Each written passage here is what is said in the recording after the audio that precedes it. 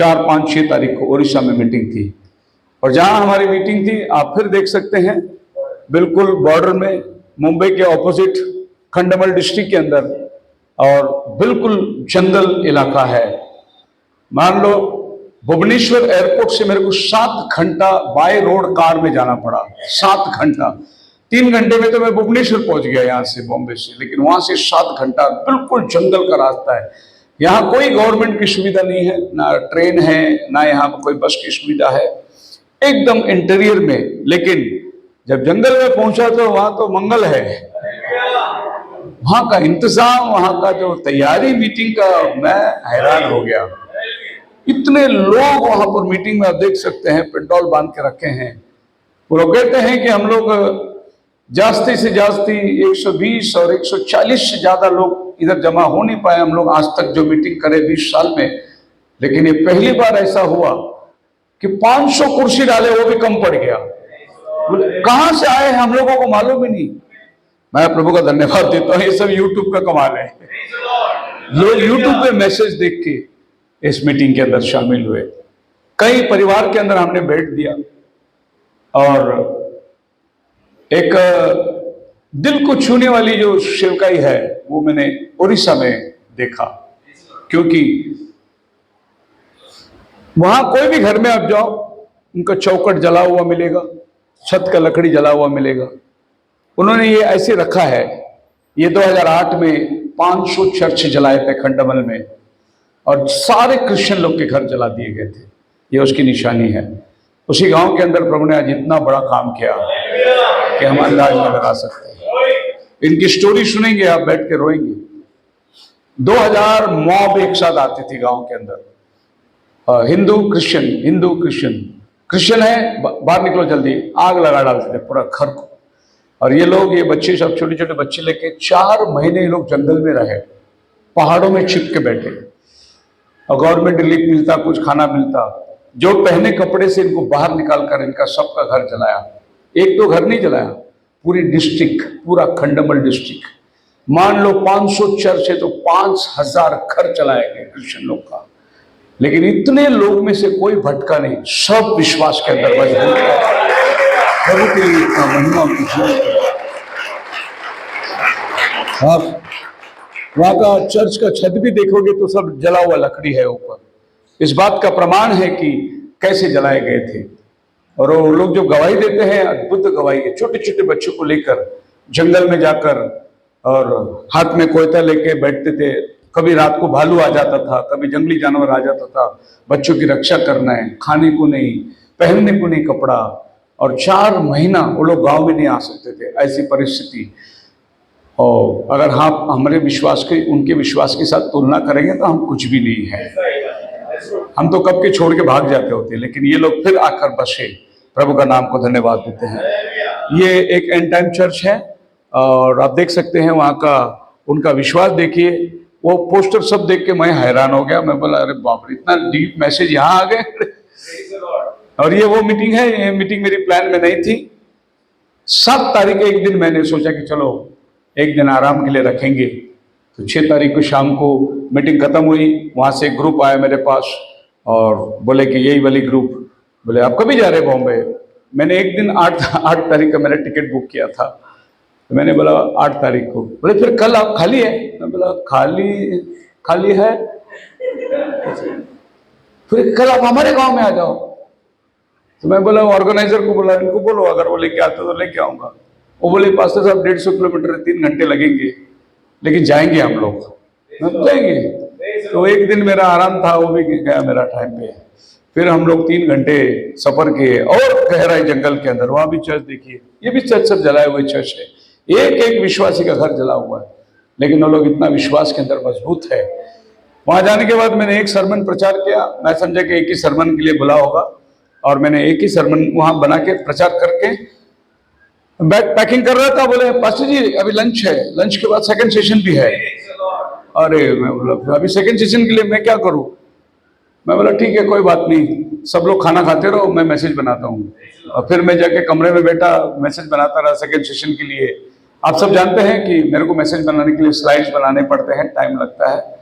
वैसा आप मेरे को किधर भी खड़ा करो, अवसर बताओ मेरे को, मैं प्रचार कर लूंगा।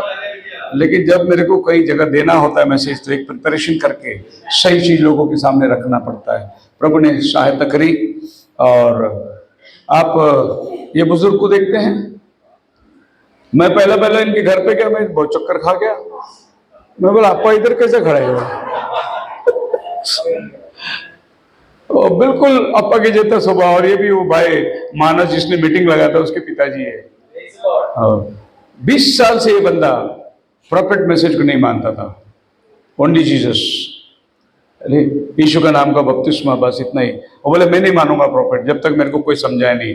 और ये ब्रदर मानस है जो उनकी डैडी है, और इन्होंने बहुत समझाया वो किसी की नहीं मानता था। और प्रभु की ऐसी कृपा हुई कि ये 2 दिन जो है प्रॉफिट का इंट्रोडक्शन हुआ वहां पर। एंड टाइम मैसेज क्या है, घड़ी का संदेश क्या है, हम नूह के दिनों में नहीं बैठे हैं, आज का संदेश क्या है। और जैसे दूसरे दिन की मीटिंग हुई, उसके पिताजी घर में आया, बोला कि आज मैं समझ गया अंतिम समय का संदेश क्या है, आज मुझे मालूम पड़ा प्रॉफिट कौन है। 20 साल के बाद ये भाई आए घर पे, बोले पास्टर जी, ये रेलवे में काम करते हैं भुवनेश्वर में, बोले कि मैं 3 लाख रुपए खर्च किया इस मीटिंग के लिए, और आज मेरा पिताजी मैसेज को समझ गया, मेरा पूरा पैसा वसूल हो गया। मेरे घर वाले मैसेज को समझना बहुत जरूरी, बहुत जबरदस्त काम है। मेरे बाजू में जो दूसरा आदमी खड़ा है सफेद बाल वाला, इसकी यूट्यूब में इंटरव्यू सब है। ये आरएसएस का लीडर था। जब इसको प्रभु मिला, इसने छोड़ दिया और इसको मार दिया, आरएसएस मर गया करके फेंक दिए थे। एक रोमन कैथोलिक का चर्च वाले ने उनको देखा और उसको लेके जाकर उसको फिर मरम पट्टी करी। आज वो प्रभु का सेवक बन गया है, आरएसएस का लीडर है वो। और वो आरएसएस का लीडर के पास्टर बन के, लेकिन वो किसी संस्था के साथ में ज्वाइन नहीं था, अकेला सेवा करता था। और एक दिन हमारे ब्रदर मानस ने उनको बोला कि आप किसी के साथ मिलते क्यों नहीं है, आपका इतना बड़ा गवाही है, आपका यूट्यूब चैनल सब चलता है, उसमें मीटिंग है, आपका गवाही इतनी जबरदस्त है।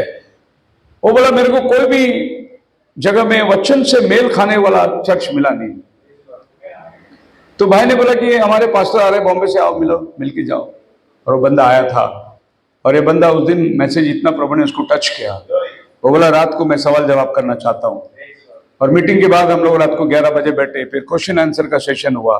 वो बंदा बैठा है, अलग अलग प्रकार के सवाल, और इस सवाल के बाद में प्रभु ने कृपा के 8 जन का बपतिस्मा हुआ। परमेश्वर सबने विश्वास किया, बोला हालेलुया, महान काम प्रभु कर रहे हैं। एक बंदा है, ये बंदा कांग्रेस का लीडर है, एमएलए है। अभी तो बीजेपी गवर्नमेंट है, लेकिन ये जब कांग्रेस गवर्नमेंट थी इस गांव का एमएलए था वो, और बहुत क्वालिफाइड आदमी है, कांग्रेस लीडर है।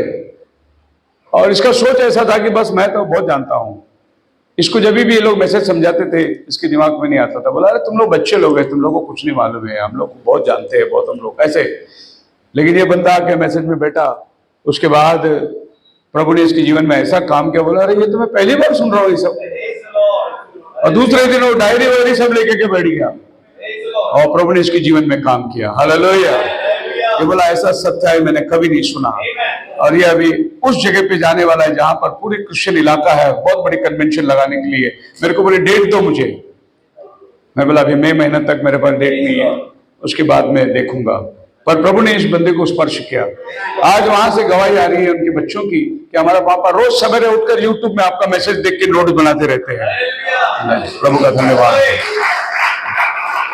वचन के सामने क्या कांग्रेस लीडर और क्या बीजेपी लीडर, वचन का वचन ही है। हालेलुया, उसका नाम मुबारक हो। प्रभु ने बहुत काम किया। ये बंदा ओडिशा में एक जगह 300 किलोमीटर दूर से सिर्फ बपतिस्मा लेने के लिए आया। अब मैंने उसको पूछा बपतिस्मा, बोला मैं यूट्यूब में आपका मैसेज सुना, बपतिस्मा के लिए तैयार हो गया। 300 किलोमीटर से आया हूं बपतिस्मा लेने। ये 3 बच्चे लोग झारखंड से आए ओडिशा को, सिर्फ बपतिस्मा लेने के लिए आए। इनको कौन मैसेज दिया? यूट्यूब में मैसेज सुने, आपका डिबेट सुने, हम लोग तैयार हो गए बपतिस्मा लेने। ये 2 कॉलेज स्टूडेंट है, यूनिवर्सिटी में पढ़ाई करते हैं, ये भी बपतिस्मा लेने के लिए आए, छत्तीसगढ़ से आए। कौन बताया? बोले हम आपका यूट्यूब सुनते हैं। ये बंदा ओडिशा में कड़िया है, और ये सारा काम काज छोड़ के ये दौड़ते हुए आया। इसको विश्वास नहीं हो रहा है कि मैं आपके सामने खड़ा हूं। उसका खुशी का अंदाज नहीं था। पहले पहले तो गिर गया मेरे पैर पे। मैं बोला क्या भाई? बोले मैं आज तक आपको यूट्यूब में देख रहा था, आमने सामने विश्वास नहीं हो रहा है, मैं आपको गले मिलूं क्या? और ये बंदा बपतिस्मा लेने के लिए आया छत्तीसगढ़ से। 6 घंटा इसका घर का रास्ता है। और ये लोग भी ऊपर आदिवासी इलाका है झारखंड के पास, वेस्ट बंगाल के पास, वहां से ये 2 जन आए। ये भी यूट्यूब में मैसेज सुनते, बपतिस्मा लेने के लिए आए। पानी का थोड़ा कमी था, लेकिन एक जगह में एक छोटा सा नाला मिला हमको जहां पानी जमा हुई थी, और वहां पर प्रभु यीशु मसीह के नाम से 8 लोगों का बपतिस्मा दिया। सारा महिमा गौरव हम प्रभु को देते हैं। Fruitful ministry. एक भी अगर बपतिस्मा हो जाए, कन्वेंशन सक्सेस हो गया समझो। क्योंकि हमारा नबी बताता है 1 सोल।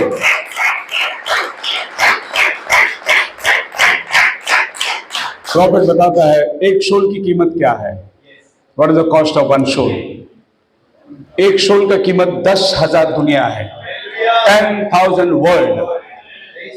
नबी बोलता है खुदा 10,000 वर्ल्ड को एक बाजू करेगा, लेकिन वो एक आत्मा को लेगा। इतनी कीमत है। हालेलुया। आपकी कीमत क्या है? उसके लहू से ज्यादा आपकी कीमत है। इसीलिए उसने लहू दिया, मगर आपको खरीद लिया उसने। उसके लहू कौन सा लहू? आपके और हमारी तरह नहीं, निष्पाप कुंवारी के गर्भ से खुदा का लहू को धरती में लाया था। वो कीमती लहू को उसने बहाया, लेकिन वो आपको खोना नहीं चाहा। अब उसके लहू से खरीदे हुए लोग हैं। बहुत बढ़िया संगति, बहुत बढ़िया मीटिंग, बहुत बढ़िया अनुभव। मैं आप सबका धन्यवाद देता हूं। ये सब संभव आप लोग की प्रार्थना की वजह से हुई, और आप लोगों को भी उन्होंने बहुत थैंक्स बोला, क्योंकि मैंने उनको बोला अगर वो हमें छोड़ेंगे तो हम आएंगे आपके पास, तो आपको उनको भी थैंक्स बोलना पड़ेगा। बोले दिल से बोलो हमारे को, आपकी कलीसिया को थैंक्स। खुदावन आपको बहुत आशीष दे। कल शाम को हम लोग सिस्टर सनी उनकी 81st बर्थडे के लिए पुणे में आए थे, और प्रभु का धन्यवाद हो, सिस्टर 81-80 पार कर दिए। और हम लोग सब कल कलीसिया के लिए कुछ लोग भी आए थे। उंदरी में हम लोग शाम को मीटिंग हुई। इसी दरमियान हमें एक दुखद खबर भी मिली। ब्रदर मनोज जो अपने कलीसिया में संगति करता था, वो प्रभु के पास चले गए, और आज उनका अंतिम संस्कार हुआ। मुझे रात को बॉम्बे जाना पड़ा, चर्च लेकर मुझे फिर से आना पड़ा। 4 बजे हम लोग 5 बजे हड़पसर में थे, और फ्यूनरल करके हम लोग डायरेक्ट अभी चर्च में आए हैं। अच्छा भाई था, प्रभु के पास चला गया है। हार्ट अटैक हुई थी, किसी को खबर नहीं थी। नींद में वो प्रभु के पास चले गए। हम लोग इनके परिवार के लिए, घूमकर परिवार के लिए प्रार्थना करेंगे। प्रभु उनको सांत्वन, तसल्ली और हिम्मत प्रदान करें। एक और भी दुखद घटना हमारे बीच में हुई है। सिस्टर ब्रदर आतिश मांडवकर, उनके पिताजी का देहांत हो गया, लेकिन वो गांव की तरफ में है, और वो अभी मतलब उनकी फैमिली उधर गई है, तो हम संभव नहीं कि हम लोग वहाँ जा सके, लेकिन हम उन परिवार को अपनी प्रार्थना में याद रखेंगे। खुदावन बहुत आशीष करें। आज हमारे बीच में एक डेडिकेशन की आराधना है, और हमारे बीच में ब्रदर हैं आए हुए हैं जिनका डेडिकेशन है। ब्रदर आनंद सैमसन चोपड़े। प्रभु की कृपा से पिछले दिनों में हम लोग पिंपरी में एक मीटिंग थी 27 तारीख को, वहां पर भी ब्रदर सूर्यवंशी, मेरे को लगता है सूर्यवंशी, हाँ भाई है हमारे बीच में, गॉड ब्लेस यू भाई है, उनका स्वागत करते हैं। प्रभु ने अनुग्रह की कि उनको अभिषेक करे। और एक खबर मुझे 2 दिन पहले भाई काले ने भेजा था कि एक और ऑर्डिनेशन है, तो मैं कहा चर्च में आ जाइए, तो हम लोग करेंगे। और आज हमारे बीच में ब्रदर आए हैं, हम उनको बुलाएंगे, मैसेज के पहले उनको ऑर्डिन करेंगे, और फिर हम लोग आज के संदेश में आगे बढ़ते जाएंगे। आने वाले दिनों की मीटिंग मैं फिर एक बार बस एक और संडे में बाहर रहूंगा। ऑलरेडी मैं 3 संडे बाहर था, और आज का संडे मैं मिस नहीं करना चाहता था, भले ही जो भी हुई थी। मेरे को बॉम्बे जाना ही था। रात को हम 3 बजे घर पहुंचे, और सवेरे हम संडे की सर्विस ली, और आज एक फ्यूनरल सर्विस भी हो गया, और फिर मैं आपके सामने आया है। मैं आपसे विनती करता हूँ, 18 से 20 तारीख तक इंदौर में मीटिंग है। ये मीटिंग के लिए अपनी दुआ में याद रखना। पहली बार मैं इस 35 साल में गुड फ्राइडे ईस्टर को अपनी चर्च से बाहर जा रहा हूँ, लेकिन मैं मजबूर हूँ। बहुत मुझे आग्रह किया गया। इंदौर में क्रिश्चियन कॉलोनी है, उनके अंदर मीटिंग लगाए हैं। बोले पास्टर जी गुड फ्राइडे को ही चाहिए, तो मैंने हाँ कह दिया उनको। तो मैं जा रहा हूँ परसों के दिन इंदौर, प्रार्थना में याद रखिए। और फिर इसके आगे मैं जो भी मीटिंग लूँगा संडे छोड़ के लूँगा मीटिंग, क्योंकि संडे मुझे अपना घर में रहना पसंद है। और ये पुलपिट पूरी आज़ादी है मुझे प्रचार करने के लिए। दूसरे पुलपिट में हमें इतनी आज़ादी नहीं मिलती प्रचार करने, क्योंकि वो किसी और का पुलपिट होता है। ये पुलपिट में हमें पूरी आज़ादी मिलती है प्रचार करने। तो मैं पसंद करता हूँ कि संडे अपनी चर्च में रहे, पर एक संडे मुझे माफ़ करना। मैं 17 तारीख को हम लोग जाएंगे इंदौर, 20 तारीख की मीटिंग हो जाएगी। उसके बाद फिर मई महीने में फिर से डेट शुरू है। 11 तारीख को इचलकरंजी में एक दिन की मीटिंग बुलाया गया है। 15 तारीख को फिर पंजाब में मीटिंग है। 16 और 17 चंडीगढ़ में मीटिंग है। 24, 25, 26 देहरादून में मीटिंग है। ये मई महीने की इतनी मीटिंग तय हो चुकी है। अपनी प्रार्थना में हमें कुछ नहीं चाहिए, आपकी दुआ चाहिए बस। आप हमारे लिए दुआ करते रहें कि प्रभु हमें बल दे, ताकत दे और रात और दिन उसकी सेवा करने में हमें मदद करे। मैं बुलाता हूँ भाई सैमसन को आगे, और चाहूंगा कि अपने एल्डर भाई लोग भी आगे आएंगे। आइए ब्रदर। सो प्रभु का धन्यवाद हो। और हमारे आइए ऊपर आइए, थोड़ा बोर्ड को सरका देना, कोई आ जाए हेल्प करिए, बोर्ड को किनारे में लीजिए।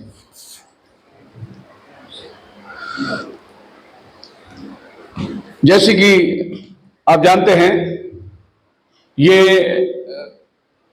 कोई संस्था नहीं है, ये प्रभु का बुलाहट है। और भाई ने अपनी इच्छा प्रकट करी कि हम आपके यहाँ ऑर्डिनेशन पाना चाहते हैं। मैं ऑर्डिनेशन के बारे में एक बात आपको जरूर बताता हूँ। पास्टर लोग बाइबल कॉलेज में नहीं बनते हैं, पास्टर माँ के गर्भ से ही आता है पास्टर बनकर। अगर बाइबल कॉलेज पास्टर लोग को तैयार करता होता तो ये हिंदुस्तान क्रिश्चियन संघ कब का बन गया होता। बाइबल कॉलेज पास्टर लोग को तैयार नहीं करता, पास्टर माता के गर्भ से ही आता है।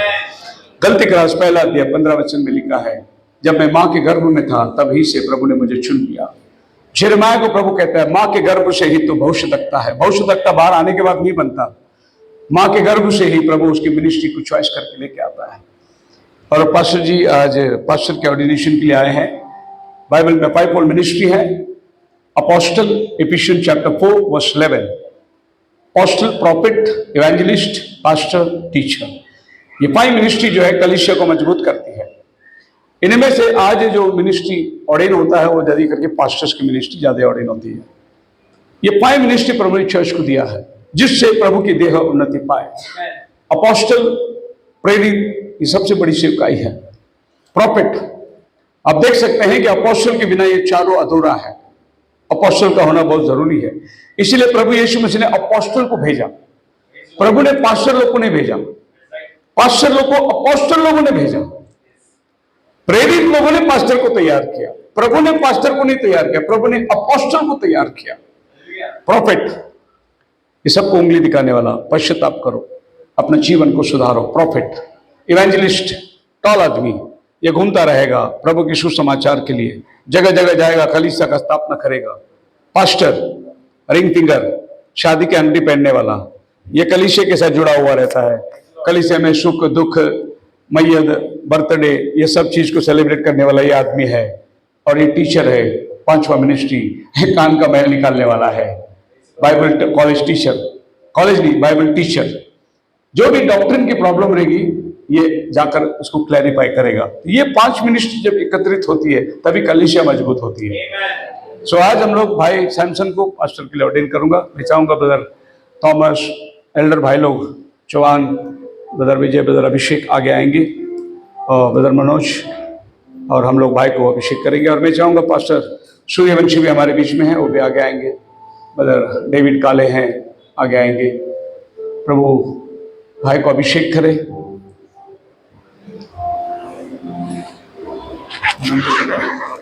मेरा नाम आनंद चोपड़ी। आनंद चोपड़ी, थैंक यू सर। आनंद ना? यस। हाँ।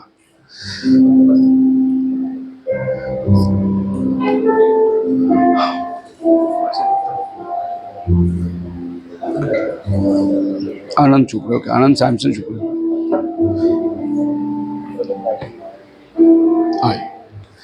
इनका नाम आनंद है हाँ और ब्रदर नायर भी है, राजन नायर। हाँ हाँ, ब्रदर राजन नायर भी हमारे बीच में है। सो पिछले दिनों में हम देखते हैं कि बाइबल के अनुसार एक क्वालिफिकेशन जो प्रभु की ओर से चुना जाता है। 1 Timothy chapter 3, this is a faithful saying, if a man desires his position of a bishop, he desires a good work. A bishop then must be blamed, husband of one wife, temperate, sober-minded, of good behavior, hospitable, able to teach, not given to wine, not violent, not greedy for money, but gentle, not quarrelsome, but covetous. One who rules his own house well, having his children in submission with all reverence. For if a man does not know how to rule his own house, how will he take care of the church of God? No wise, lest being puffed up with pride he fall into the same condemnation as the devil. Moreover, he must have a good testimony among those who are outside, lest he fall into reproach and snare of the devil. Likewise, also deacon must be reverent, not double-tongued, not given to much wine, not greedy for money, holding the mystery of faith with a pure conscience. And let this be first be proved, then let them serve as deacons, being found blameless. Likewise, their wives must be reverent, not slanderers, temperate, faithful in all things. Let deacons be husbands of one wife, ruling their children and their own house. For those who have served well as the deacons obtain for themselves a good standing and great boldness in the faith which is in Christ Jesus. May the Lord add his blessing to the reading.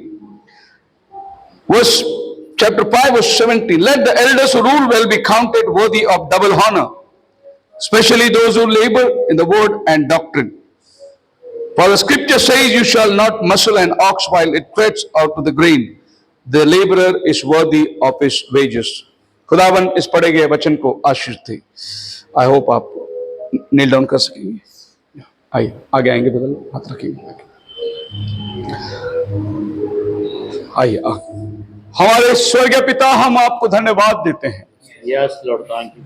भाई आनंद चोपड़े के लिए हम प्रार्थना करते हैं। इन्होंने अपनी मनसा प्रकट करी कि ये अभिषेक चाहता है जो तेरी ओर से होती है। प्रभु तूने माता के गर्भ से ही हमें चुना है। पास्टर की सेवकाई के लिए प्रभु आगे बढ़ने के समय एक बहुत बड़ी जिम्मेदारियों को निभाने का इन्हें फैसला किया है प्रभु, क्योंकि तेरे राज्य के लिए काम करना है प्रभु। और ये जिम्मेदारी तो भाई के खांधों पर दिया है खुदावन, और ये पूर्वजों के द्वारा इनके हाथों पर हाथों के अभिषेक करने का मौका तूने हमें दिया। धन्यवाद देते हैं। तेरे वचनों के पढ़े जाने के अनुसार इनका जीवन होने पाए, जैसा पौलुस कहता है, वो सारे क्वालिफिकेशन ये भाई के जीवन में है। हम उम्मीद करते हैं प्रभु, और कलीसिया के सामने इस भाई को प्रभु यीशु नाज़री के नाम से अभिषेक करते हैं एक पास्टर की सेवकाई और उसकी जिम्मेदारी निभाने के लिए। अपनी आत्मा से तू भर दे प्रभु, इनके खांधों को तो मजबूत कर प्रभु। जो स्वयं पौलुस के अंदर था, जो स्वयं तीमुथियुस के अंदर था, वही स्वयं इनके जीवन में उतरा है प्रभु। आत्माओं के लिए धड़पड़ करे, आत्मा को बचाने का प्रयास करे प्रभु। रात और दिन मेहनत करे, समय समय तैयार है प्रभु। हर वक्त प्रभु तेरे राज्य के लिए परिश्रम करे और तेरे आने में खुदा बहुत सारे फलों को लेकर आए। एक फलवंत जीवन होने के लिए प्रार्थना करते हैं। जहां पर भी ये जाएंगे इनके कदमों को तो ऐसे बरकत दे प्रभु कि वो घर आशीषित हो जाए। जिन पर ये हाथ रखेंगे वे चंगाई पाए प्रभु। अपनी सामर्थ्य से भर दे खुदावन, इनके होठों को अभिषेक कर उन अंगारे के टुकड़े से, ताकि ये बोलने में हो प्रभु तेरा वचन शुद्ध हो, हर एक के दिल में धंसने के लिए प्रार्थना करते हैं। भाई आनंद को तेरे हाथों में समर्पित करते हैं। दुआ प्रभु यीशु के नाम से मांगते हैं, सुन और कबूल कर। आमीन आमीन आमीन।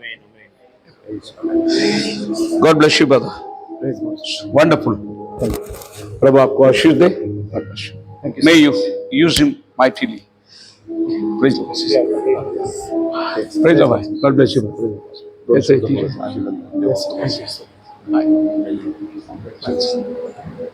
दो शब्द बोला। मराठीत बोलू. हाँ मराठी. खूप खूप धन्यवाद. ही नवीन सेवा मंडळाला जीवनात प्रभू श्री कृष्ण आणि देवाचे अभिषेक होते. देवाचे माणूस त्यांच्या हस्ते मला अभिषेक केला. त्याबद्दल मी देवाचा धन्यवाद देतो, आभार मानतो. आणि हे ऑर्डिनेशन होत असताना देवाला मला 4 गोळी सुचवल्या, त्यासमोर आकाश मानतो. माझं जगणं मरणं सारं काही दिवसासाठी. माझं जगणं मरणं सारं काही दिवसासाठी. अहोरात्र झटेल मी ख्रिस्त सुवार्तेसाठी. अहोरात्र झटेल मी ख्रिस्त सुवार्तेसाठी.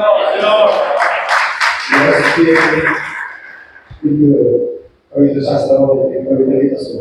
एक 4 वेळ तुमच्यासमोर मानतो. ख्रिस्त आशा. केली जगाने माझी निराशा. आता तुम्ही पाहता सगळं निराशाचं जग आहे. केली जगाने माझी निराशा, एकच मजला ख्रिस्त आशा. झाला जगात माझा तमाशा. इथं पण देण्याचा जे कारण आहे ते कारण समोर मागत आहे. झाला जगात माझा तमाशा, सावळे मजला ख्रिस्त आशा.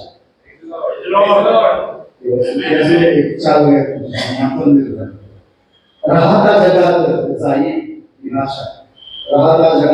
विनाशा. असाचं जग बघतायच. पुणे तो वाढ लागतोच. मात्र सगळं मरण ख्रिस्तासाठी असणं आवश्यक आहे. राहता जगात जाई विनाशा, येई अनंत जीवन ख्रिस्त आशा. राहता जगात जाई विनाशा, येई अनंत ख्रिस्त आशा. धन्यवाद. सर्वांचा आभार मानतो आणि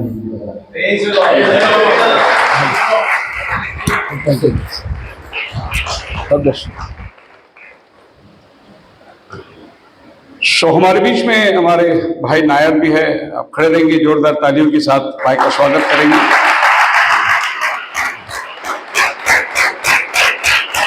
हमारे मसीह समाज के लिए तत्पर तैयार रहते हैं. और एक बहुत बड़ा पूना के लिए एक अच्छा फायर बैंड है भाई, तत्पर तैयार रखकर. प्रभु आपको बहुत आशीष दे. God bless you. आज हमारा सौभाग्य है आप हमारे पास आए उसका वचन सुनने के लिए. अब पाम संडे है, खजूर की डालियां दिखाई दे रहा है सब. तो पाम संडे के विषय में हमने वचन पढ़ा था मैथ्यू चैप्टर 21 के अंदर. तब वे यरूशलेम के निकट पहुंचे और जैतून पहाड़ पर बैतफगे के पास आए तो यीशु ने 2 चेलों को कहा, यह प्रकट भेजा, सामने के गांव में जाओ, वहां पर तुम्हें गदही बंधी हुई मिलेगी और उसके साथ बच्चा मिलेगा. उसके साथ उसका बच्चा भी मिलेगा.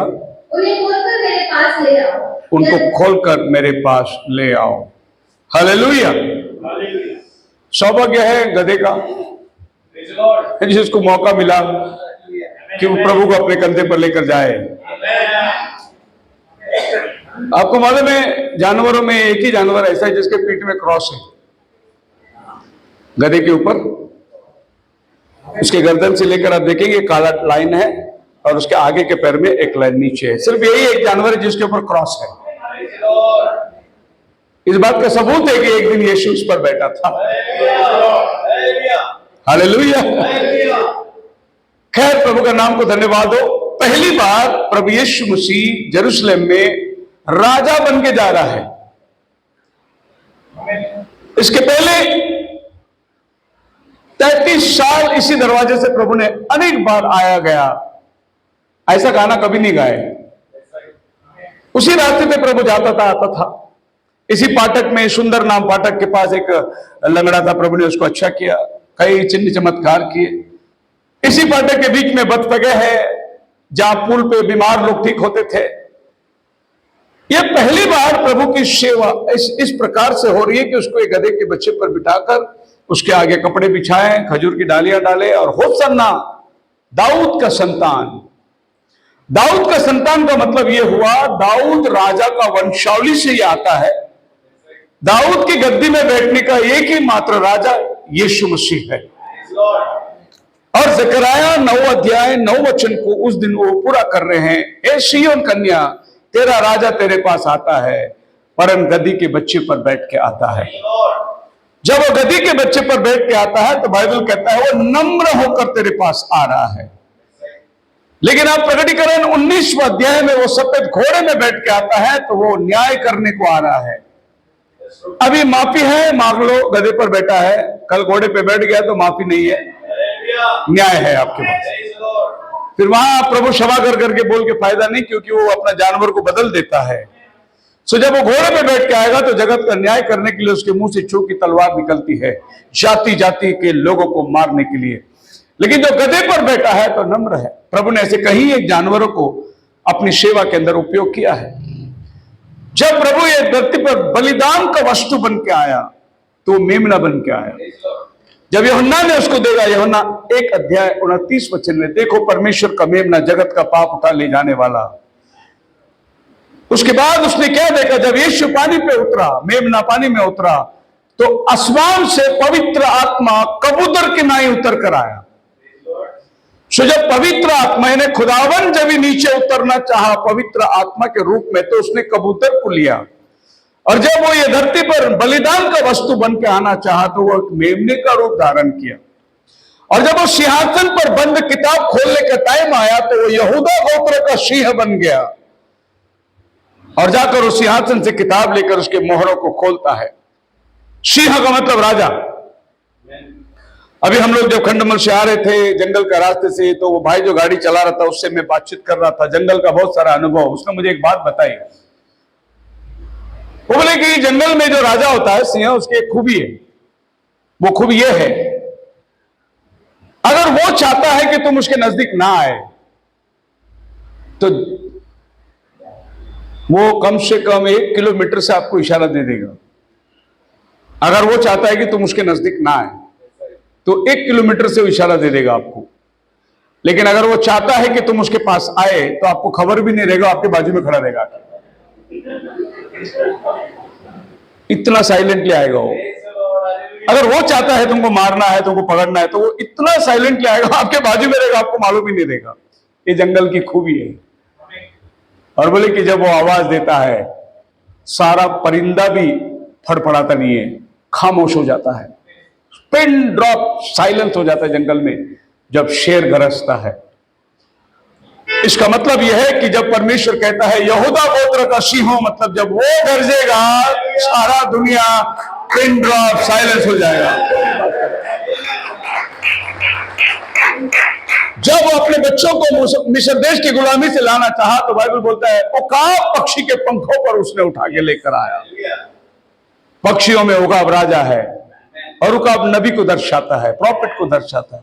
प्रभु ने मोसेस को भेजा और उनको गुलामी से लेकर आया, ने प्रॉफिट को भेजा और उनको गुलामी से लेकर आया। बोलो हालेलुया। सो भेड़ का और कबूतर का एक मिलन है। याद रखिए, पिंडुक जो है वो बकरी के ऊपर कभी नहीं बैठेगा, क्योंकि बकरी का सींग मारने का आदत है। वो मेंढरू के ऊपर ही आके बैठेगा। कई कई विश्वासी लोग का स्वभाव बकरी के मापित होता है, उसके ऊपर पवित्र आत्मा कभी नहीं उतरेगा। जो मेमना बनेगा उसी के ऊपर पवित्र आत्मा उतर के आता है। इसके लिए हमने वचन पढ़ा, पौल बोलते हैं कि प्रभु का सेवक पियक्कड़ ना हो, झगड़ालू ना हो, क्रोधित ना हो, ठंडा हो, सौम्य हो, जेंटलनेस हो, मीकनेस हो। ये सब क्वालिटी क्यों मांगा? क्योंकि कबूतर उसी के ऊपर उतर के आता है। सो आज शाम मैं आपके सामने इस पाम संडे के मैसेज में मेरा टाइटल लेना चाहता हूं, Jesus throughout the Bible. यीशु मसीह पूरा बाइबल के अंदर क्या क्या बनता है वो। आज पाम संडे में पूरी दुनिया में यह मनाया गया कि यीशु मसीह गधे पर बैठकर यरूशलेम में राजा घोषित करके होसन्ना होसन्ना करके लोग लेकर आए। जब वहां फरीसी लोग थे, उन्होंने आकर प्रभु से कहा कि ये लोग क्या कर रहे, देख ये तुझे राजा घोषित कर रहे, और ऑलरेडी इधर एक राजा बैठा हुआ है पिलातुस। अगर उसे मालूम पड़े कि तुझे राजा घोषित किया है तो वह और ज्यादा हमें परेशान करेगा। इन्हें कहे कि चुप रहे। यीशु ने कहा अगर ये चुप रहेंगे तो पत्थर चिल्ला उठेंगे। अब इनको कोई रोक नहीं सकता। अब इनका बोलने का टाइम आ चुका है।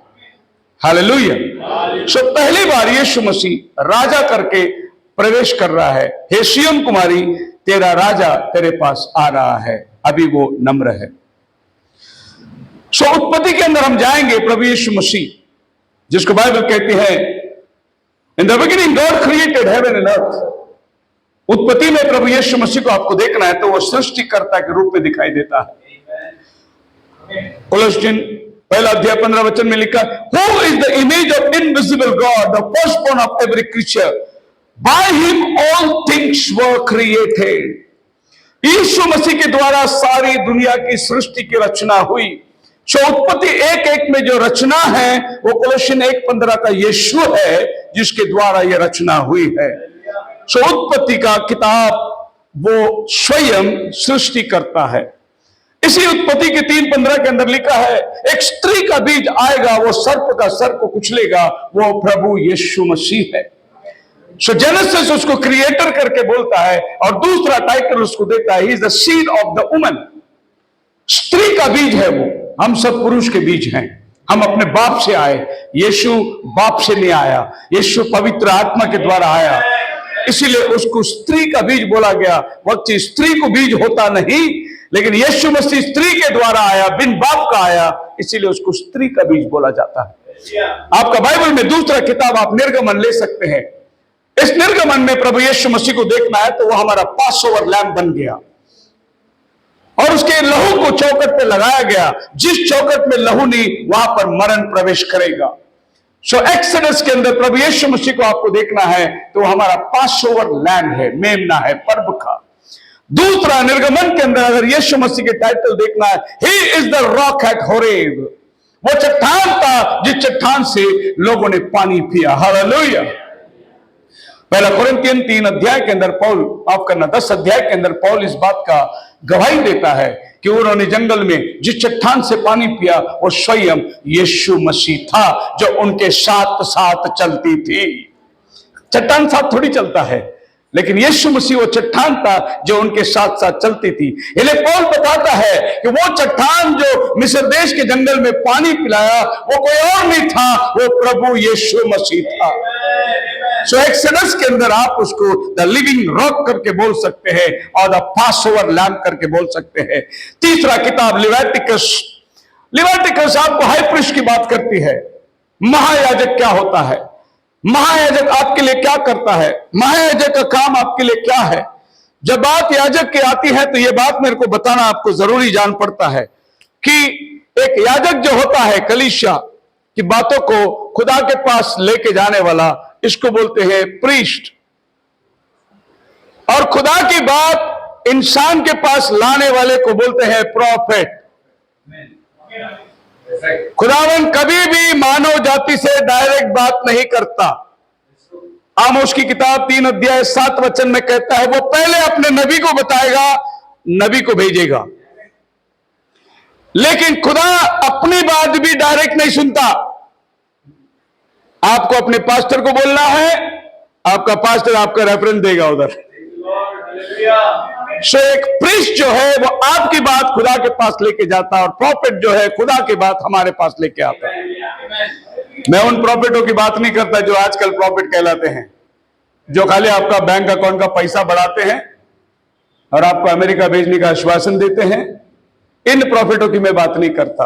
मैं उन प्रॉफिटों की बात करता जो खुदा की वाणी सुनता है और वह आप तक पहुंचाता है। सो लिविटिकस के अंदर हमारा प्रभु यीशु मसीह महायाजक है। इब्रानी चैप्टर 8 के अंदर बाइबल कहता है वो याजक मरता था, उसके लिए बलिदान लाया जाता था। यीशु मसीह हमारा सदा का याजक बन के आया, उसके बाद कोई याजक नहीं, वो याजक में सारी याजक पूरा हो जाता है। बोलो हालेलुया। सो लिविटिकस में जो याजक है वो हमारा प्रभु यीशु मसीह है। चौथा किताब आपका बाइबल में नंबर्स किताब में क्या को हाईलाइट किया गया है, वो दिन में बादल के स्तून और रात में अग्नि स्तंभ के द्वारा उनके साथ साथ चलता था। कोई इलेक्ट्रिसिटी नहीं, वो आके अग्नि स्तंभ बन के खड़ा होता। उस रेगिस्तान के ठंड में वो गर्मी पहुंचाता और दिन को उसी रेगिस्तान की गर्मी में वो बादल छाकर लोगों को ठंड पहुंचाता। ऐसा महान परमेश्वर था। यह अग्नि स्तंभ कौन है? प्रेरित 9 में दमस्कस के रास्ते में जब पौलुस ने अग्निस्तंभ को देखा, बोला कौन है? बोला मैं यीशु हूं जिसे तो सताता है। तो ये अग्निस्तंभ के रूप में प्रभु यीशु मसीह उनके ऊपर छाया करता था। यह आपका 4था किताब में 5वां किताब आपका डिट्रोनॉमी अनुवाद का किताब। यहां पर मोसेस कहता है मुझ जैसा एक प्रोफेट प्रभु तुम्हारे बीच में से उठाने वाला है। वो प्रभु यीशु मसीह को दर्शाया। तो डिट्रोनॉमी के अंदर जो प्रोफेट आने वाला है वो जीसस क्राइस्ट है। जोशुआ के अंदर आप आएंगे, he is the captain of our salvation. जब जोशुआ जाकर जेरिको की दीवार को घूम के देखता है, निरीक्षण कर रहा है कि कैसे इसको लड़ाई किया जाए, इतना बड़ा दीवार कैसे उतारा जाए। प्रभु ने बोला मैंने जेरिको तुम्हारे हाथ में कर दिया, तुम्हें कल जाके जेरिको लेना है। जोशुआ जाकर निरीक्षण कर रहा है कैसे हम जीत सकते, कैसे चढ़ सकते। सामने एक आदमी खड़ा था तलवार लेकर। जोशुआ तुरंत तलवार निकाला, बोला तो हमारी ओर है या दुश्मन की ओर है? उसने कहा मैं प्रधान परमेश्वर के सम्मुख में खड़ा रहने वाला कप्तान हूं। हालेलुया। जोशुआ क्या देख रहा है? युद्ध तेरा थोड़ी है, युद्ध हमारा है। लड़ाई तुम नहीं करने वाले, लड़ाई हम करने वाले हैं। जोशुआ ने उसको नीचे गिर के प्रणाम किया। तो जोशुआ की किताब में प्रभु यीशु मसीह जोशुआ के सामने आके खड़ा। He is our captain. Hallelujah. Book number 7 जजेस। ये समय के अंदर कोई प्रॉफिट नहीं था। ये टाइम पे न्याय लोग के द्वारा परमेश्वर इस्राएलियों का न्याय करता था। इसमें बहुत सारे ऐसे न्यायी लोग आए जो कि इनकी लायकी नहीं थी। सिमसोन नाम का एक लायकी 20 साल इजराइल के ऊपर राज्य किया। शामगार नाम का एक आदमी इजराइल के ऊपर राज्य किया। यही वो टाइम थी जब पुरुष तैयार नहीं हुए तो प्रभु ने डेबोरा नाम का प्रोफेटस को खड़ा किया और इजराइल का न्याय करता रहा। यहां पर हमारा प्रभु एक जज बन के इजराइल को चलाता आया। आपके बाइबल में 8वां किताब रूत आता है। रूत में जो बोआज है वो रूत का निकट कुटुंबी है और बोआज आपका और मेरा निकट कुटुंबी जो प्रभु यीशु मसीह को दर्शाता है। संसार हमें छोड़ दिया लेकिन यीशु हमारे लिए क्रूस पर चढ़ा। उसने अपना बहुमूल्य लहू बहाया। मेरा निकट कुटुंबी प्रभु यीशु मसीह बन गया।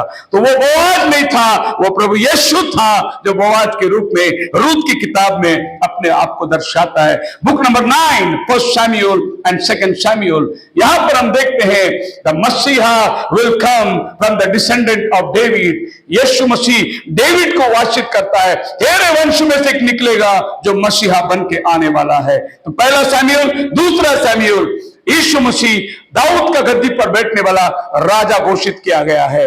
10वां किताब, पहला राजा दूसरा राजा।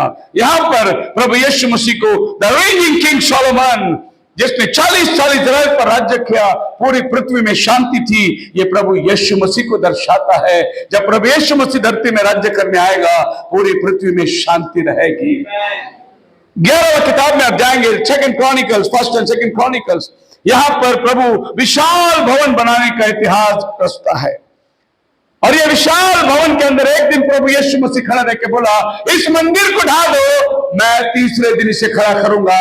क्योंकि उस मंदिर में ही एक सच्चा मंदिर में खुद आ गया था। The body of Christ was the temple of God. So जो विभवशाली मंदिर सुलेमान बनाया वो यीशु मसीह का खाली एक प्रतिमा था कि इतना विभवशाली हमारा प्रभु यीशु मसीह है। 12वां किताब Ezra, the faithful scribe typified as the personal जेरुब्बाबेल।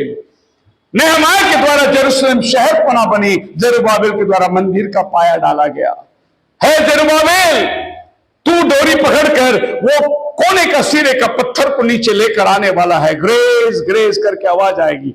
So Ezra की किताब में यीशु मसीह हमारा जेरुब्बाबेल बनकर आके खड़ा है, जो मंदिर का पाया दोबारा, that is rebuilding the temple. 13वां अध्याय, 13वां किताब Nehemiah, he is the rebuilder of the walls of typified the person in Nehemiah. यीशु मसीह नेहमाया के द्वारा इजराइल का संरक्षण को फिर से एक बार बांध के खड़ा करता है। जो दुश्मन उनको लूट के चला गया था, नेहमाया जाकर उन दीवारों को खड़ा करता है। 14वां किताब एस्तर, एस्तर की किताब में मोर्देकै नाम का एक आदमी है जो अपनी प्रजा का भलाई चाहता है। वो राजा के डेवड़ी में बैठा रहता था और राजा की खुशहाली सुनता था क्या हो रहा है। एक बार ऐसा राजा के ऊपर मारने के षड्यंत्र बनाए। उसने एस्तर रानी को बोला कि राजा को खबर देना, उसे मारने वाले हैं। लेकिन राजा ने बच गया, लेकिन कोई इनाम नहीं दिया मुर्दे को। एक टाइम आया मुर्दे के कोई इनाम देने वाला। और मुर्दके को लाकर हमाम को फांसी दे दिया। Mordecai is a reflection of Christ, जो हमारी भलाई चाहता है। बोलो हालेलुया। दुनिया का भलाई चाहता है प्रभु यीशु मसीह। बाइबल कहता है वो नहीं चाहता कि कोई नाश हो, वो चाहता है सब लोग बच जाए। 15वां किताब आपके बाइबल में जोब है। जोब के अंदर he is the suffering Christ. Job में प्रभु यीशु मसीह हमें यह सिखाता है कि जितना तुझे तकलीफ उठाना पड़े उतना दुगना प्रभु तेरे को आशीष का कारण बनाएगा।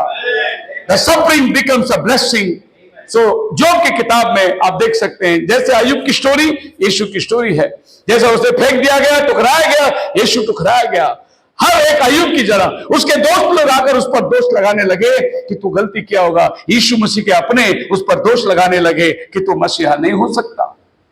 अगला किताब 16वां भजन संहिता, the Lord who is our shepherd, यहोवा चरवाहा मेरा, भजन संहिता 23 से हमें मिलता है। हालेलुया। आप मेरे साथ हैं? 66 बुक्स देखना है, अभी खाली 16 हो गया है। और हर किताब में आपको यीशु मिलेगा। अगर यीशु नहीं मिलता है आप बाइबल फिर पढ़ो, क्योंकि हर किताब यीशु की तरफ ही दृष्टि करता है। यीशु नहीं तो बाइबल नहीं। आप कितना पढ़ना है बाइबल को पढ़ लो, अगर यीशु नहीं दिखाई देता आप जाकर फिर बाइबल पढ़ना। 17वां किताब नीति वचन, एक्लेसियास्टिकल, सभोपदेशक, इसमें वो ज्ञान का परमेश्वर है। Is the wisdom. 12 साल की उम्र में पंडित लोग हैरान हो गए थे, बोले इसको इतना ज्ञान कहां से आया? अरे पंडितों, तुमने जो पढ़ा था वो बता रहे थे, ये तो वचन देहधारी होकर आया था, उसको क्या पढ़ाई करने की जरूरत है, खुद वचन है। He is a wisdom। 18 किताब आपके बाइबल में सॉन्ग्स ऑफ सोलोमन हो, is a lover and bridegroom. एक पति और पत्नी, एक दूल्हा और दुल्हन, जैसे वो आपस में एक में की तारीफ करते हैं। ओ तेरी छाती कितना मधुर लगता है, अंगूर के गुच्छे के समान, तेरे चाल हरिणी की चाल के समान। ये कलीसिया को प्रभु तारीफ करता है, मेरी कलीसिया कितना सुंदर है। अरे हमारा बाइबल के अंदर क्या मांगता है? आपको पढ़ना है, लव लेटर पढ़ना है, पढ़ो सॉन्ग्स ऑफ सोलोमन। वॉर का किताब पढ़ना है, पढ़ो किंग्स। सैल्वेशन का किताब पढ़ना है, पढ़ो न्यू टेस्टामेंट जॉन। गाना गाना है प्रभु की तारीफ के लिए, पढ़ो भजन संहिता। क्या नहीं है बाइबल के अंदर? फिर भी हमारे क्रिश्चियन लोग के घर में जाओगे, टेबल में आपको मायापुरी फिल्म सिटी मिलेगा। विश्वासियों के घर में मायापुरी क्या कर रहा है? मायापुरी, छायापुरी, छाया के जैसा विश्वासी घर के बाहर रहना चाहिए। आप मेरे साथ हैं? आप बाइबल अपने घर में, आपके टेबल में बाइबल होना चाहिए। वो चीज अपने घर में रखो कि अगर आज यीशु तुम्हारे घर में आया तो उसको पसंद आने वाली चीज रखो, उसको ना पसंद वाले सब अपने घर से बाहर निकाल के फेंक दो। 19वां अध्याय में इज़ाया, 19वां किताब इज़ाया, और इज़ाया के अंदर वो हमारा इमानुएल बनता है, परमेश्वर हमारे साथ। हालेलुया।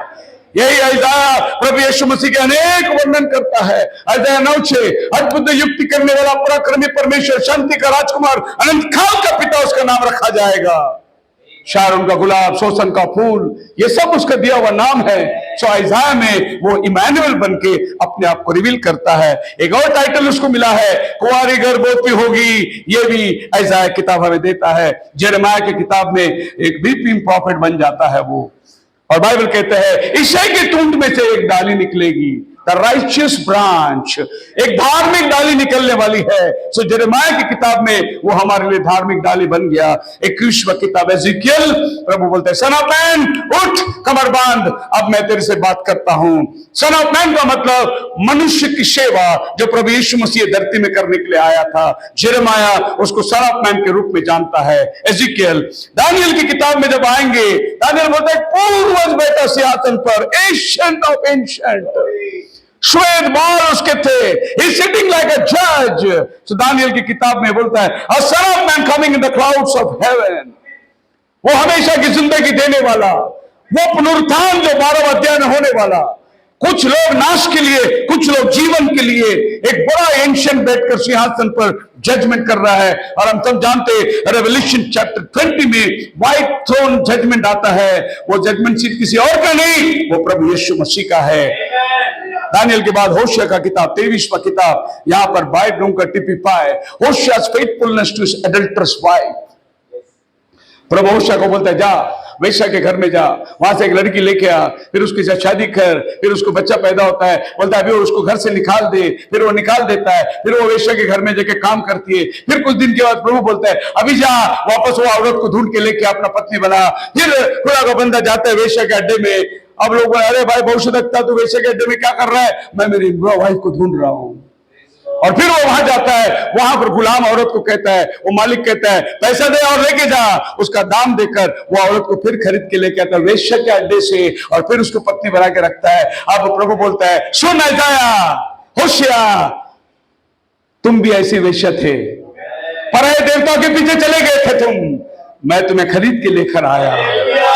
होशिया के द्वारा अपना प्रेम बताता है प्रभु, तुम पराये लोगों के पीछे चले थे, मैं अभी भी प्यार करता हूं। तो वेश्या के अड्डे में था, कोई बात नहीं, तो आज भी मेरी पत्नी है। हालेलुया, खुदा हमसे प्यार करता है। उसके बाद 24वां अध्याय किताब जोएल, अंतिम दिनों में मैं अपनी आत्मा को उंडेलूंगा सब जातियों पर, पवित्र आत्मा का बपतिस्मा जो जोएल बोलता है वो प्रभु यीशु मसीह को दर्शाता है, और यही पेंटेकोस्त के दिन में पूरा होता है। 25वां किताब आमोस इज द बर्डन बियरर, लोगों का बोझ उठाने वाला हमारा प्रभु, सारा जगत का पाप उठाने वाला बोझ, सारा दुनिया उसके कंधे पर थी और वो कलवरी के ऊपर चढ़ता चला गया। 26वां किताब वो बात इज अ माइटी सेवियर, मैं तुम्हारा महान बचाने वाला परमेश्वर हूं, इधर उधर मत ताक। 27वां किताब जोना इज अ फॉरगिविंग गॉड, प्रभु ने बोला निनिवे में जा, वो तर्शीश को भाग रहा है, प्रभु वापस उठाकर एक मछली के पेट में डालता है, वो अंदर प्रायश्चित करता है। प्रभु एक बार मैं जाता हूं, वो फॉरगिविंग गॉड है, तुम कितनी बार गलती करो वो क्षमा का खानी है तुम्हारे लिए। वो जोना का किताब में बताता है चल मैं तुझे तेरे से जो काम लेना है वो मैं तेरे से ही लूंगा, तू किधर भी भागना है भाग जा, प्रभु तेरे को पकड़ के लाएगा, क्योंकि उसने ठान लिया है वो तेरे हाथ से ही काम करने वाला है। हालेलुया। 28 किताब Micah is the messenger of beautiful, क्या ही धन्य है वो पांव सुहावने जो सुसमाचार को लाते हैं। वो पहाड़ों पर उस पहाड़ों पर उसके पैर की निशानी दिखाई दे रहा है, मेरा प्रभु यीशु मसीह का पैर जो सुहावने, जिसके घर में भी वो गया उस घर में शांति आई, जिसके घर में वो पैर रखा वहां अंधे देखने लगे, लंगड़े चलने लगे। मेरा प्रभु का पैर जिस घर में गया वह आशीर्वादित हुआ। मेरा पास्टर जेरूसलम जाके आया, मेरा पास्टर जब मैं छोटा था, फिर वो जिसके भी घर में जाता था बोलता सुनो मेरा पाँव जेरूसलम में लगा है, अब मेरा पाँव तुम्हारे घर में, जेरूसलम का आशीष तुम्हारे घर में आया। लोग बड़े आनंद से लेते थे। हालेलुया। जब मेरा पास्टर का पाँव जेरूसलम में लगा, वो इतना आशीर्वाद समझता है, मेरा प्रभु का पाँव हमारे घर में लगेगा तो कितना आशीर्वादित है हम लोग। 28 में प्रभु कहता है, 29 की किताब Nahum the avenger of God's elect, अगर परमेश्वर कहता है मेरे चुने हुओं को कोई तकलीफ देगा मैं उसका बदला लेने वाला परमेश्वर है, वो मेरा प्रभु यीशु मसीह है। अगर तुम्हारे आंखों में कोई उंगली डालता है वो मेरे आंखों में डालता है, प्रभु के हाथ में दे दो, बदला लेना वो जानता है। 30वां किताब हबक्कुक द ग्रेट इवेंजलिस्ट, हबक्कुक के अंदर महान सुसमाचारिक हमारा परमेश्वर इजराइल के लिए रोता है। 31वां किताब Zechariah the restorer of the remnant, जो बचे हुए यहूदियों को वापस ले आकर अपने झुंड में मिलाने वाला। हग्गाई की किताब द क्लेंसिंग फाउंटेन, वो झरना जो आपके पापों को धो देता है। हालेलुया। हौद नहीं झरना है वो, हमने हौद बना लिए, वो हौद में गंदे पानी होते हैं, लेकिन यीशु कहता है मैं झरना हूं, is a flowing fountain. 33 book Zechariah, he is the pierce son. ये जख्म किसके हाथ में लगी, ये कहां लगी? बोले मेरे मित्रों के घर में लगा, मेरे अपनों ने ये जख्म दे दिया करके क्रूसिफिकेशन को ज़करयाह देखता है। वो जख्म जो हमारे लिए हाथ पैर में खिले खाया हुआ परमेश्वर। जुना करार का आखिरी किताब में आ जाएंगे 34 मलाकी, बाइबल कहता है वो हमारा धर्म का सूर्य है, जिस दिन वो उदय होगा उस दिन हमारे सारे पाप खत्म हो जाएंगे, धार्मिकता का स्थापन करने वाला है। आप 35वां किताब में आ जाएंगे, मैथ्यू के अंदर वो कहा गया है, सन ऑफ डेविड, दाऊद के वंशावली से आने वाला है। जब आप मरकुस में जाएंगे बाइबल बोले is the Holi one of God, miracle worker, क्योंकि मरकुस डायरेक्ट मिरेकल से चालू करता है, मत्ते जन्म से चालू करता है, लूक आदम से चालू करता है, मार्क मिरेकल से चालू करता है, खुदा का मिरेकल को बता रहा है। Look is the son of man, मनुष्य का पुत्र बनकर, is the horn of salvation. John के अंदर टाइटल ही टाइटल है उसका, He the Son of God, only begotten Son, John 3:16. एकलौते पुत्र जो परमेश्वर ने हमारे पापों को दे दिया। ये जगत का पाप उठा ले जाने वाला मेमना है। मैं जीवन की रोटी हूँ, मैं जगत की ज्योति हूँ, मैं जो हूँ सो हूँ, मैं सच्चा द्वार हूँ भेड़ों का, मैं सच्चा चरवाह हूँ, मैं पुनरुत्थान और जीवन हूँ, मैं मार्ग सत्य और जीवन हूँ, मैं ही सच्ची दाखलता हूँ। इतना सारा टाइटल मेरा प्रभु का जॉन की किताब में समाया हुआ है। प्रेरितों की किताब में is ascended Lord the Prince of life 3 अध्याय का 15 वचन में वो गया हमारा काम को पूरा करके, वो तब तक विश्राम करेगा जब तक सब रिस्टोर ना हो जाए, और फिर वो हमें लेने को आने वाला है। रोमियो की किताब में जाएंगे, ही इज द जस्टिफायर, और धार्मिकता ठहराने वाला परमेश्वर। हम कितने गुनहगार हैं। धार्मिकता का मतलब क्या आपको समझ में आई? धार्मिकता का मतलब ये, जब खुदा हमें धार्मिकता बनाता है, इसका मतलब है first all we have not sinned at all. जब हम खुदा के सामने खड़े रहेंगे, हम बोलेंगे प्रभु मैं पापी हूं, बोले नहीं तू पापी है, तो पाप किया ही नहीं। रोमन्स लॉ के और जस्टिफायर के बीच में बात करता है 41 किताब में। 1 Corinthian 2 Corinthian is the last Adam. पहला आदम और दूसरा आदम प्रभु यीशु मसीह था। हालेलुया। पहला आदम से मृत्यु आई, दूसरा आदम जीवन को लेकर आया। पहला आदम धरती का था, दूसरा आदम स्वर्ग था। कोरिन्थियों के अंदर आपको आखिरी आदम के बारे में बता रहा है। 42 किताब Galatian, the one who sets us free, the Lord Jesus Christ, वो जो हमें आजाद करता है, छुटकारा देता है। आज मैं आजाद हुआ। हालेलुया। तुम सत्य को जानोगे, सत्य तुम्हें आजाद करेगा, तुम बंदिश में नहीं रहोगे किसी का। गलातियन हमें सिखाता है। एफिसियों की किताब, वो कोने का सिरे का पत्थर है। प्रेरित और भविष्यद्वक्ताओं की शिक्षण पर हम बंधे गए। कोने का सिरे का पत्थर प्रभु यीशु मसीह है। 44वां किताब फिलिपियन में, the God who meets every need, मेरा प्रभु सामर्थ्य है तेरा हर गरज को पूरा करने के लिए। कोई भी समस्या हो तुम्हारा, बोलो हालेलुया। तुम्हारा प्रॉब्लम 1000 हो, मेरा पास एक ही सॉल्यूशन है, मेरा प्रभु यीशु मसीह तेरा 1000 प्रॉब्लम को सॉल्व करने वाला है। फिलिपियों की किताब, कोलोसियन की किताब, is the fullness of God है, परमेश्वरत्व की परिपूर्णता है। कोलोसियन कहता है वो जो सृष्टि का आरंभ था, उसके बिना कुछ बनी नहीं, उसके बिना कुछ बनेगा नहीं, जो कुछ है सब उसी के द्वारा, और वही कलीसिया का सिर भी बन गया, कलीसिया उसकी देह बन गई। इज द गॉड है। और 1 थेसलोनिकन 2 थेसलोनिकन में तेरा राजा बादलों पर सवार होकर आने वाला है, the soon coming king. 1 Timothy 2 Timothy, the mediator between God and man, मनुष्य और परमेश्वर के बीच में वो मध्यस्थ बन के खड़ा किया। किताब टाइटस के अंदर इज द ब्लेस्ड होप, वो हमारा आशा है। कभी आपकी आशा नहीं टूटेगी। आप एक बार प्रभु यीशु मसीह पर भरोसा करिए, आपका आशा को बनाए रखने वाला है, आपकी आशा कभी नहीं टूटेगी। Philemon, oh my, closer than a brother। ये किताब बहुत जबरदस्त किताब है। इसको पौल लिखता है, फिलेमोन तिकिकुस नाम का आदमी को भेजता उसके पास, बोलते मेरे को जेल में मिला था, तेरे घर से इसने चोरी किया है, जेल में आ गया, लेकिन जेल में मेरा गॉस्पेल सुना, अब उसने अपने जीवन प्रभु को दे दिया है, मैं इसको वापस तेरे घर में भेज रहा हूं। अभी अगर तेरे घर से इसने जो भी चोरी किया था मेरे खाते में लिख दे। अभी ये मेरा बेटा बन गया है, ये तेरे घर में नौकर था लेकिन अभी वो मेरा बेटा है। फिलेमोन ये एक सच्चा डीकन है। प्रभु उसके घर से जो चोरी करके भागा उसी को प्रभु उसके घर पे वापस भेज रहा है। अभी पहला चोर करके नौकर करके रखा, बाद में चोरी करके गया, अभी तो अपराधी है, लेकिन जब पौल उसको भेजता है बोलता है भाई बन के गले लगा उसको। यही मसीह का प्यार है। हालेलुया। हम तो अपने लोगों को क्षमा नहीं करते, पर प्रार्थना रोज करते हैं, हे बाप जैसे हम अपने अपराधों को क्षमा करते तो हमारे अपराधों को क्षमा कर। नहीं, किधर करते। गुड्डू जेम्स ने कवाली गाया है और कवाली में उसने प्रभु की प्रार्थना गाया, बहुत अच्छा। जैसे लोग बोलते हैं हमारे बाप तुझे आसमान में रहते हैं, आजकल संता वाले ऐसा प्रार्थना नहीं करते। उनका प्रार्थना है हमारे बाप तुझे अमेरिका में रहता है, तेरा नाम पाक माना जाए, तेरी इच्छा वहीं पूरी होती रहो, इधर हमारी इच्छा पूरी होने दे। हमारी रोज की रोटी डबल मक्खन लगाकर हमको और हमारे बीवी बच्चे को हमेशा दिया कर। हम अपने कसूरवार को कभी माफ नहीं करेंगे, लेकिन तू हमारे 420 को हमेशा माफ करते रहे। इज्जत बरकत इधर सब तेरे वजह से है।